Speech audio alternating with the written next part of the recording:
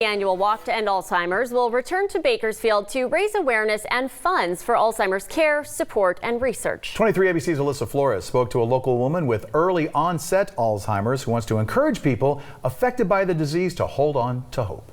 And our first date was just singing together. Eric Dyer will never forget how he and his wife fell in love. As we went on, we would talk more and sing a little less. But sometimes it's not easy for Kathy to remember. I'd been noticing things because one day she had said to me, "We're not married, are we?" And I said, "Well, yeah, we are."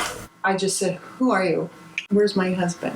And poor Eric, he just... The forgetfulness happened more and more. She didn't know who I was and was a little bit afraid of me because she wasn't recognizing me. I remember the fear. Years of symptoms until finally in 2017, Kathy's doctors diagnosed her with the incurable disease that affects millions. Alzheimer's. At 58 years old, it was classified as early onset Alzheimer's. It was a shock.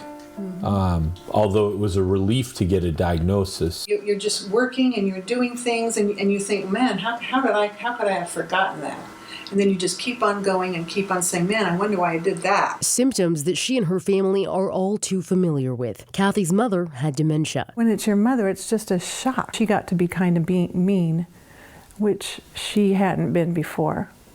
So that was hard. A frightening glimpse into what could be Kathy's future. Really, we just go day by day. If we fear of what's going to happen, it would drive me crazy. Her life, once defined by her love for art, music, caring for her family, now changed forever. It isn't the future that we had envisioned. Kathy, once the caregiver of her husband and daughters, now dependent on their help. It's very hard because I can't be alone with my grandchildren because nobody knows what's going to happen. I mean, I understand it. Believe me, it's completely understandable, absolutely. Yeah.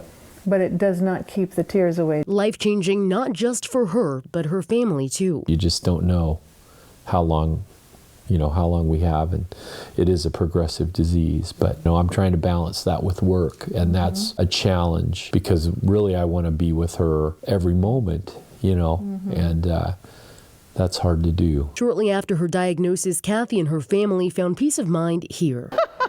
She spends her days at the Alzheimer's Disease Association of Kern County. All right, Kathy. Where she and other adults suffering from memory loss are cared for during the day. There you go. Okay. You're close. Allowing her husband to continue working. They know immediately my loved one is being cared for. They are loved here. They're going to be okay. I can go to work peacefully. I can just go about my day peacefully knowing nothing's going to happen to them. Providing not only comfort for Kathy, but her caregiver too. Other people who understand, and there is hope here. I mean, that alone took me from isolation to, there's a way forward here, and there are some answers, and or there's even people who just understand. As the Dyers learn to navigate the life they didn't expect, they continue to hope for a cure. But Kathy says what's most important to her is preserving as much independence as she can. And that includes advocating for those with Alzheimer's to be treated like they always have. Yeah, just like a person, like it used to be before everybody knew I had Alzheimer's. She wanted to be reminded that she was a person. And so I was like, okay, well, let's put this together for you. I married my best friend. I just want her to have as much purpose and ongoing meaning in her life as possible. That's why we do things like the piano lessons and the art and stuff. It's important. Through familiarity, she's finding joy. In Bakersfield, Alyssa Flores, 23 ABC, connecting you. And we have a link on turnto23.com where you can find more information on getting involved with the Walk to End Alzheimer's. It's happening this Saturday at the Park at Riverwalk at 9 a.m.